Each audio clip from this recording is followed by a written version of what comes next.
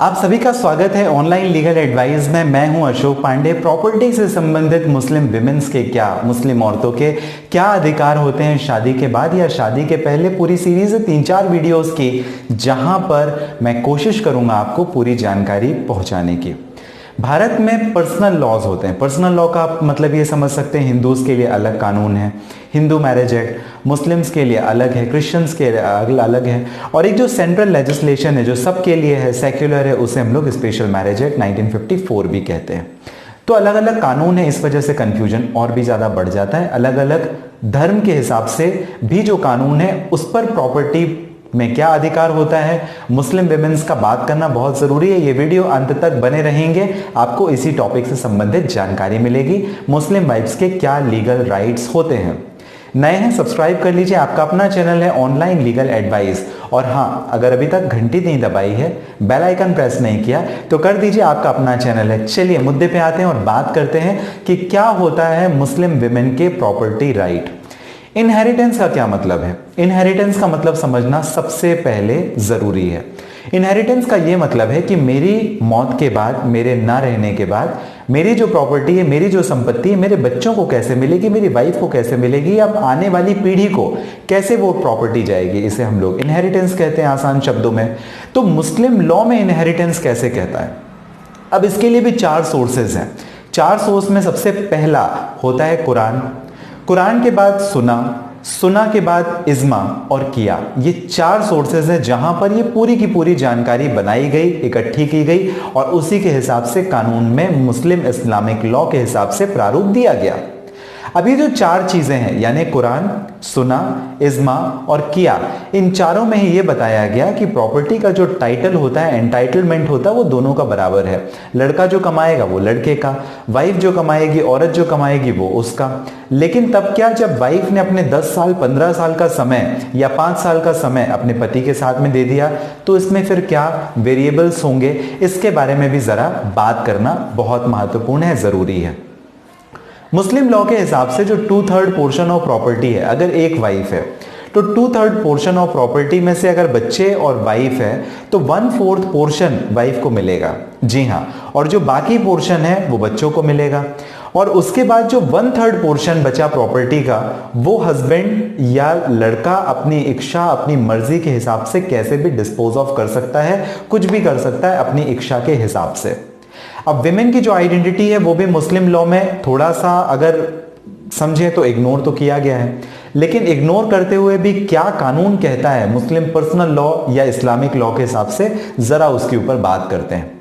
तो डिस्क्रिमिनेशन जो हुआ, डिस्क्रिमिनेशन को अगर छोड़ दें तो कानूनी प्रावधान क्या है पर्सनल लॉ के हिसाब से, उसके बारे में अगर हम लोग बात करें तो मेंटेनेंस का राइट बहुत ही क्लियरली मेंशन है। और बहुत इंपॉर्टेंट एक जजमेंट के बारे में भी मैं आपको बात करूंगा, मोहम्मद अहमद खान वर्सेस शाह बानो बेगम का केस सुप्रीम कोर्ट तक चला और इस मामले में मुस्लिम डिसोल्यूशन एक्ट आगे मैं आपको बताऊंगा, इसमें सुप्रीम कोर्ट ने क्या कहा। तो सबसे पहले अगर हम लोग बात करें कि मान लीजिए एक शादी हुई, तो मैंने आपको बताया 1/4 पोर्शन क्लेम कर सकेगी। लेकिन कई जगह पर ऐसा भी बताया गया कि 1/8 पोर्शन, मतलब शिया और सुन्नी में भी डिस्क्रिमिनेशन, और जो मैंने 4 सोर्सेज आपको बताए उन 4 सोर्सेज में भी अलग अलग पैमाने हैं, तो 1/4 ही होता है, बट 1/8 का भी कई जगह जिक्र है। ये मुझे एक कंफ्यूजन की स्थिति थी, तो ये मैं आपको नहीं बता सकता कि इन 4 में से किस सोर्स में 1/8 का प्रोविजन है, बट हाँ पढ़ने के लिए जरूर आया, तो मैंने सोचा आपसे जानकारी साझा कर दूं, शेयर कर दूं। आगे का अपडेट भी मैं आपको बताऊंगा। 1/8 पोर्शन के ऊपर मुस्लिम विमेन क्लेम कर सकती है, और अगर बच्चे हैं तो, लेकिन अगर बच्चे नहीं हैं तो 1/4 शेयर वो क्लेम करेगी। क्लियर है? अगर बच्चे हैं तो 1/8 पोर्शन, अगर बच्चे नहीं हैं तो उस कंडीशन पे 1/4 प्रॉपर्टी क्लेम कर सकती है। आप इसे एलिमनी भी समझ सकते हैं। एलिमनी मतलब वन टाइम सेटलमेंट। मेंटेनेंस तो देना ही पड़ेगा जब तक मुस्लिम विमेन का अगर तलाक हो गया है, तलाक के बाद पति से अलग रह रही है और दूसरी शादी नहीं कर लेती, तब तक मेंटेनेंस तो देना ही पड़ेगा पति को। ये पति की जवाबदारी है शरीयत यानी मुस्लिम पर्सनल लॉ के हिसाब से और भारत के कानून के हिसाब से भी। लेकिन अगर बच्चे हैं तो अगर एलिमनी की हम लोग बात करें तो बिल्कुल क्लियर प्रोविजन से 1/8 पोर्शन वाइफ को मिलेगा अगर बच्चे हैं। बच्चे नहीं होने की कंडीशन पे 1/4 का एंटाइटलमेंट कर सकती है। अब कई जगह प्लूरलिटी ऑफ वाइफ्स मतलब 4 शादियां इस्लामिक लॉ में अलाउड हैं। अब जो 4 शादियां अलाउड हैं, मेंटेनेंस जो पहली या दूसरी या तीसरी वाइफ को जिस हिसाब से मेंटेनेंस या जिस स्थिति में वो रह रही हैं, लगभग उसी स्थिति में छोड़ी गई वाइफ, जिसे छोड़ दिया गया, जो अलग हो गई है, वो वाइफ भी सेम एंटाइटलमेंट कोर्ट से क्लेम कर सकती है या सेम एंटाइटलमेंट उसको मिलना चाहिए मेंटेनेंस को लेकर के। ये मुस्लिम पर्सनल लॉ में प्रावधान है। इसके साथ ही अगर 4 शादियां की हैं या 2 शादियां की हैं या 3 शादियां की हैं तो वहां पर 1/16 1/16वें पोर्शन के ऊपर उसका अधिकार रहेगा, ऐसा निश्चित किया गया है। और अगर बच्चे नहीं हैं तो 1/8वें पोर्शन पे वो अपने शेयर को क्लेम कर सकती है, एलिमनी क्लेम कर सकती है। अगर प्लूरलिटी ऑफ वाइफ है, एक से ज्यादा बीवियां हैं, तब की ये कंडीशन है। अब महत्वपूर्ण जजमेंट के बारे में बात करते हैं जिसका मैंने जिक्र आपको पहले भी किया। यह है मोहम्मद अहमद खान वर्सेस शाह बानो बेगम का केस। इस केस में क्या हुआ, जरा इसके ऊपर बात करते हैं।